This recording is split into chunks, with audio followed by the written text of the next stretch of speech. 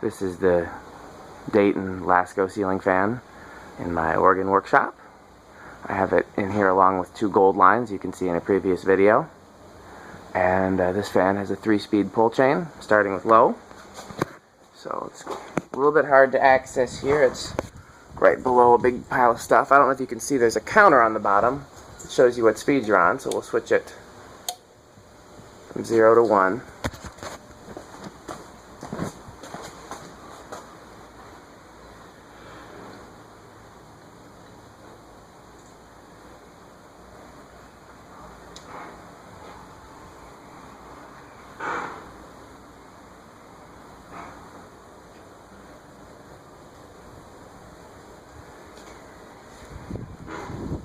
So that's low.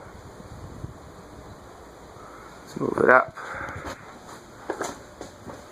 to medium.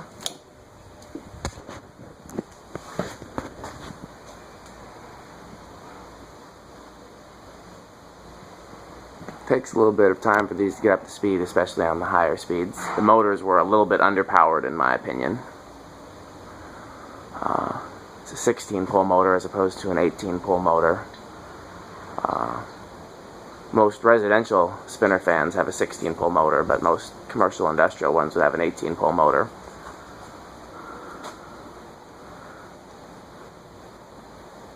One easy way to tell is if you put it on a variable speed control and it buzzes like it's about to die, then you know it's a 16-pole motor.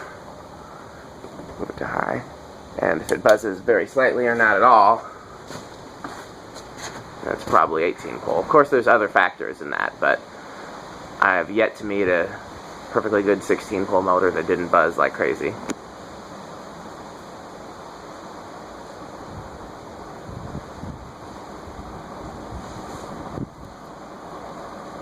It's high. It's moving quite fast. I'm going to pause the video and turn the fluorescent lights off because I think that's kind of interfering with being able to see the speed of it. So there it is without the lights on.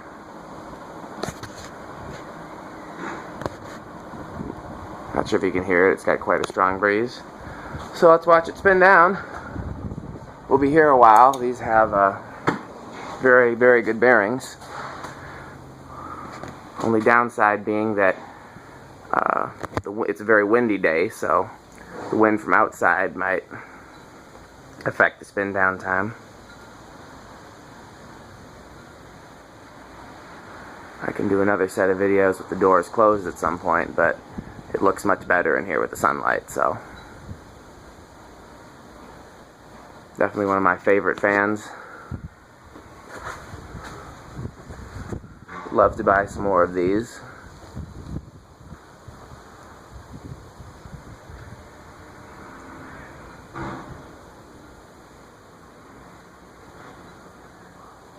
This is one of my particularly favorite versions, 56-inch, with these canopies, and there's a few different variations on the motor itself, and this is my pretty much favorite combination. I don't necessarily care if the upper canopy is 1-piece or 2-piece,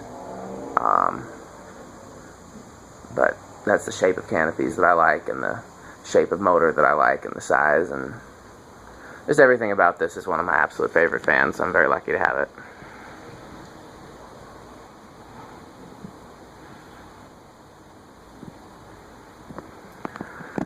This one was in pretty rough shape when I got it, but it cleaned up well. And I think the upper canopy was either missing or broken, so the one that you see is borrowed from a different one, but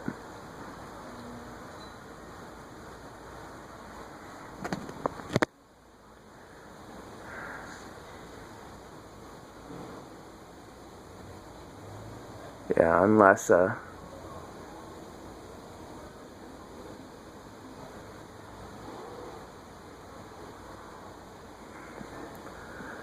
unless the wind does something, we'll be here for a while.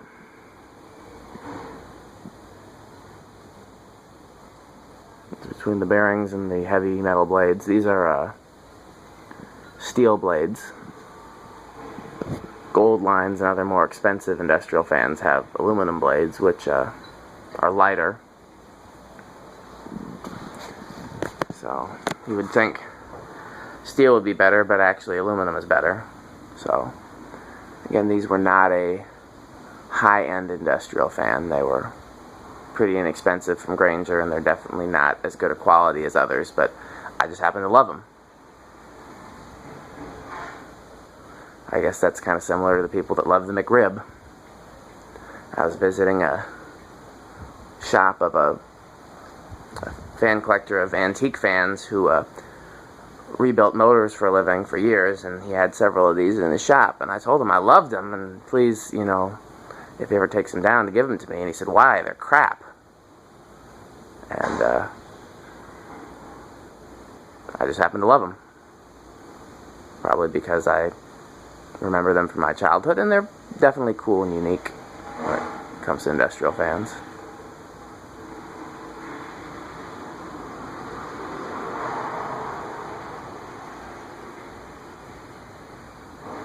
So there it is.